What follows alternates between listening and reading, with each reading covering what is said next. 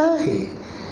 ارے بھائی اس لڑکی کو گھر چلانا ہے، اس کو ایک بہت ہی کامیاب بیوی بننا ہے، اس کو ایک کامیاب بہو بننا ہے، اس کو اپنے ساس کی محبت کو کھینچنا ہے. اور ساس وما ادراک ما ساس، دنیا کی سب سے خطرناک مخلوق، the most dreadful creation of the world.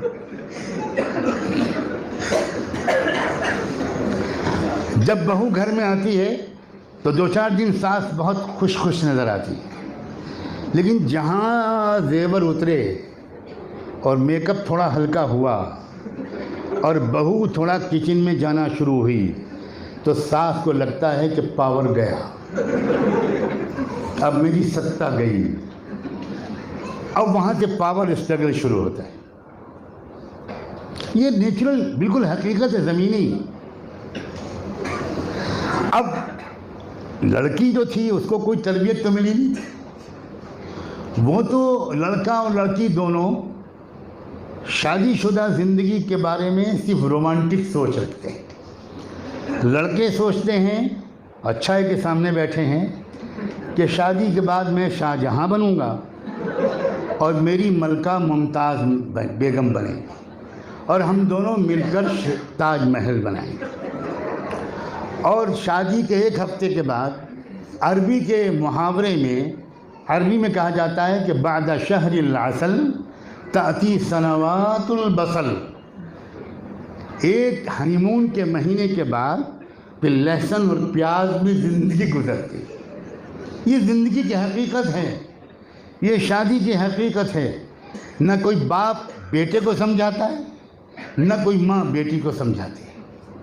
اب گئے شوہر بھی شاہجہاں بنا ہوا ہے، دلہن صاحبہ بھی ممتاز محل بنی ہوئی ہیں. اب دونوں کو 2-4 دن کے بعد جب ساس کی ٹیڑھی ٹیڑھی آنکھیں اور نند، وما ادراک ما نند، اللہ کی پناہ، اور اس کے بعد گھر میں مہابھارت شروع ہو جائے. کیوں ہے یہ؟ اس لیے کہ لڑکوں کو جو کالجوں میں تربیت مل رہی ہے وہ بالکل پریکٹیکل نہیں ہے. اگر ان بچوں نے حدیث پڑھی ہوتی، ان بچوں نے محمد رسول اللہ کے ارشادات پڑھے ہوتے، ان بچوں نے قرآن مجید پڑھا ہوتا، وَلَهُنَّ مِثْلُ الَّذِي عَلَيْهِنَّ بِالْمَعْرُوف پڑھا ہوتا، هُنَّ لِبَاسٌ لَكُمْ وَأَنْتُمْ لِبَاسٌ لَهُنَّ، اگر یہ پڑھا ہوتا تو یہ لڑکا دنیا کا سب سے کامیاب، محبت کرنے والا، سمجھدار شوہر بنتا. اور اس لڑکی نے اگر صحیح تعلیم حاصل کی ہوتی، اور صحیح تعلیم صرف وہ ہے جو انسانوں کے پیدا کرنے والا انسان کو سکھا سکتا ہے. انسانوں کو بنایا خدا نے، تعلیم کوئی اور دے گا. یہ مائکروفون بنایا آہوجا نے، اور کلکتہ کے باٹا والے کہیں کہ اس مائکروفون کے استعمال کرنے کا طریقہ ہم سکھائیں گے، تو میں درخواست کروں گا کہ باٹا والوں ہی کا جوتا استعمال کیجیے. اس لیے کہ you have no right what's ever.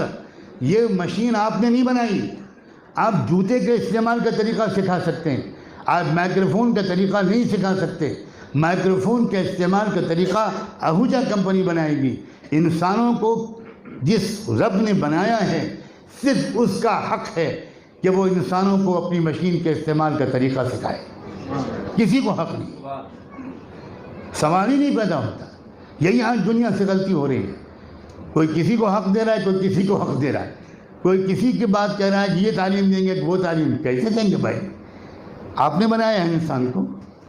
اگر انسان کو جس نے بنایا ہے، پہلے آپ یہ طے کر لو، آپ تحقیق کر لو، جلد بازی کی ضرورت نہیں. آپ پورے سائنٹیفک دلائل کی روشنی میں پہلے اس بات کو سمجھو کہ انسان کو کس نے بنایا ہے. جب تم صحیح جواب تک پہنچ جاؤ کہ انسان کو فلاں نے بنایا ہے، اس کے بعد اس سے ریکویسٹ کرو کہ اہدنا الصراط المستقیم. پہلے ہم نے یہ مانا کہ ہمیں آپ نے بنایا ہے، تبھی ہم نے کہا کہ الحمدللہ رب العالمین.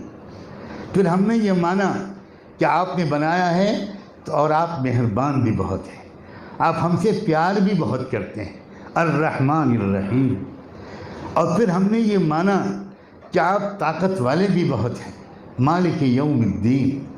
پھر ہم نے یہ مانا کہ اب ہم صرف آپ سے کچھ کہنا چاہتے ہیں، آپ کے سامنے سر جھکاتے ہیں، آپ سے مدد مانگتے ہیں، آپ سے رہبری مانگتے ہیں، آپ سے گائیڈنس مانگتے ہیں. جہاں انسان نے اس رب سے گائیڈنس مانگی، اس رب نے فوراً گائیڈنس دینی شروع کی اور کہا الف لام میم ذالک الکتاب لا ریب فیہ، دس از دا بک. او لوگوں، تم نے مجھ سے رہنمائی مانگی، لو میں یہ کتاب دے رہا ہوں تم کو. لا ریب فیہ، there is no iota of doubt in this book.